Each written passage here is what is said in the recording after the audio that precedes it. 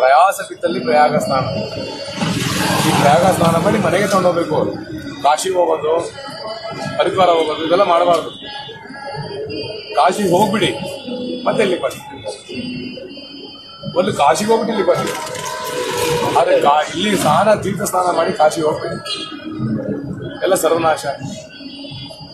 ಯಾಕೆಂದ್ರೆ ಮೋಕ್ಷ ಜಾಗ, ಇದು ತೀರ್ಥ ಜಾಗ. ಅದು ಪುಣ್ಯ ಸ್ನಾನ, ಇದು ತೀರ್ಥ ಸ್ನಾನ. ವಿಡಿಯೋ ಮಾಡ್ಕೊಳ್ಳಿ. ಅಲ್ಲಿ ಮಾಡಿ ಬಂದು ಇಲ್ಲಿ ಮಾಡಿ. ನಿಮ್ಮ ಹಿರಿಯ ಆತ್ಮಗಳಿಗೆ ನೀವು ಸ್ನಾನ ಕೊಡೋದಾಗಿದ್ರೆ ಅವ್ರನ್ನ ನೀವು ಮಾಡ್ತೀವಿ ಅನ್ನೋದಾಗಿದೆ, ಈಗ ಹೋಗ್ಬಿಡಿ ಕಾಶಿ ಹೋಗಿ ಸ್ನಾನ ಮಾಡ್ಕೊಂಡು ಆಮೇಲೆ ಸ್ನಾನ ಮಾಡ್ಕೊಂಡು ಹೋಗ್ರಿ. ಇಲ್ಲಿ ಯಾರಾದ್ರೂ ಹಿರಿಯರು ಅಂಥವ್ರು ಇದ್ದಾರೆ ಅನ್ನೋದಾದ್ರೆ, ಇಲ್ಲ ಅನ್ನೋದಾದ್ರೆ ಪರವಾಗಿಲ್ಲ. ನಿಮ್ಮ ಪುನರ್ಜನ್ಮದ ಆತ್ಮಗಳು, ನಿಮ್ಮ ಪೂರ್ವಿಕರ ಆಶೀರ್ವಾದ, ಕಾಶಿಯಲ್ಲಿ ಮೋಕ್ಷ ಆಗುತ್ತೆ, ಇಲ್ಲಿ ಬಂದು ಅವ್ರಿಗೂ ಸ್ನಾನ ಆಗುತ್ತೆ, ದೈವಾತ್ಮ ಆಗುತ್ತೆ. ನೀವೆಲ್ಲ ಸ್ನಾನ ಮಾಡ್ಕೊಂಡು ಹೋದ್ರಿ ಅಂತ ಹೇಳಿದ್ರೆ